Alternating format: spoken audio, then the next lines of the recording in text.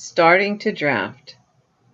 As you can see, I've copied the parts of Module 5 here, including the 3 readings on incorporating feedback, thesis identification, and types of paragraphs. A little bit different wording, but basically the same. But I wanted to make some clarifications with a few of these things, especially on 5.3 activity, and add a few things to the section on paragraphs, specifically paraphrase. Be careful not to plagiarize. Use different signal words and quote sparingly. Okay, I'll be talking about them a little bit more in depth. Okay, with that first section, incorporating feedback, I'm posting on the announcement a printout of incorporating feedback, and the idea of feedback is going to become increasingly important in weeks 6, 7, and 8 especially. And you may want to refer to this reading in later modules, and that's one reason I have made a 2-page copy of it. Also, I'm making available another copy of the 3 important elements of a good thesis.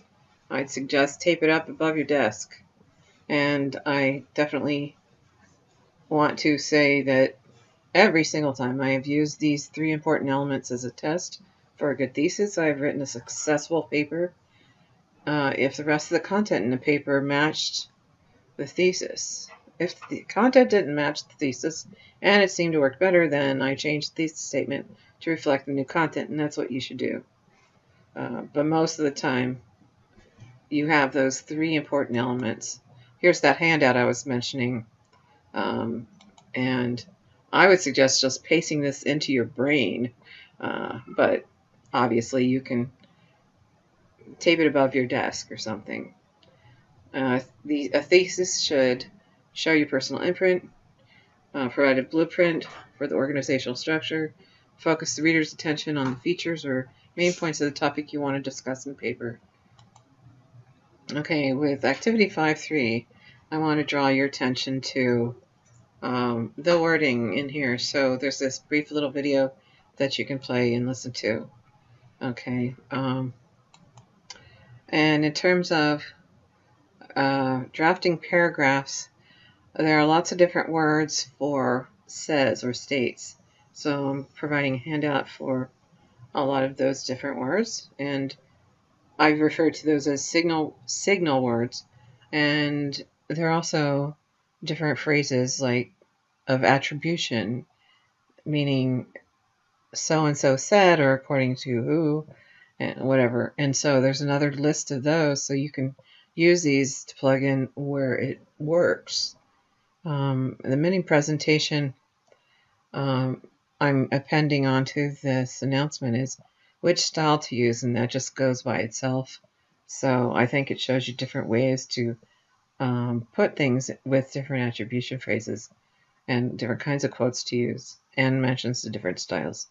And there are specific ways to use quotes. Remember that one graphic that was in the chapter, I believe it was 3 or 4, I can't remember which. And also that PIE thing, point